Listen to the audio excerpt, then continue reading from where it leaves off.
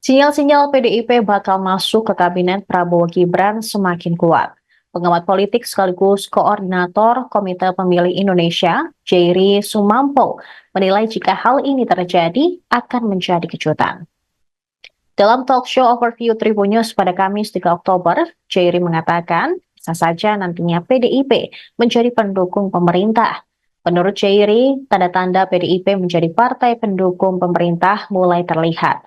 Pertama, adanya rencana perjumpaan Prabowo dengan Ketua Umum PDIP, Megawati Soekarno Putri.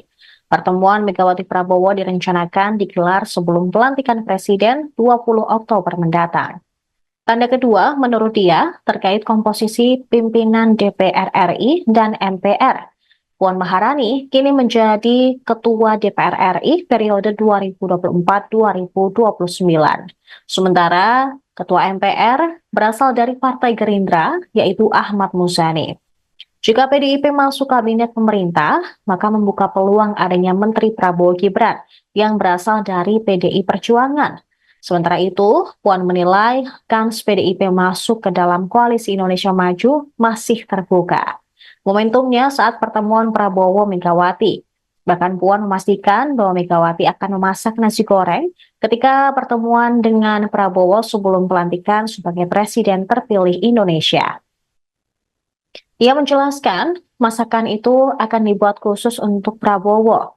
Apalagi mantan Danjen Kopassus itu menyukai nasi goreng buatan ibunya.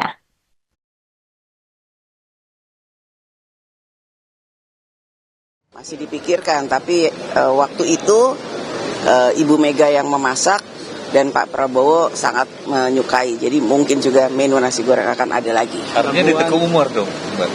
Bisa juga di Kertanegara, bisa juga di Hambalang. Tidak ada masalah, akan bertemu di mana saja. Mbak Puan, berarti pertemuan akan berlangsung sebelum 20 Oktober? Insya Allah. Masih dipikirkan, tapi waktu itu Ibu Mega yang memasak dan Pak Prabowo sangat menyukai. Jadi mungkin juga menu nasi goreng akan ada lagi. Artinya di Teguh Umar dong, Mbak? Bisa juga di Kertanegara, bisa juga di Hambalang. Tidak ada masalah, akan bertemu di mana saja. Mbak Puan, berarti pertemuan akan berlangsung sebelum 20 Oktober? Insya Allah.